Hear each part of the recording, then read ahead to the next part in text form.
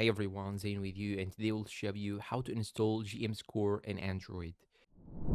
First thing that you should do is to simply go and open the browser on your phone. Then you should search for gmscore.app, just like so. Then you should head directly to their own website, and now you have this menu. Just simply click on download, and now here you have two options: download for Huawei and Xiaomi devices or for all other devices. I'm gonna go for the first option because I have a Poco X3 NFC application, mobile I mean. Then go and click on download anyway, and now we can see the download process by simply hitting the details option. Now if you find any warning message during the installation process, do not worry, it doesn't cause any harm to your own phone, so you can give it the permission. And now after downloading, you'll have to click on it, then go and click on install. Now it's being installing.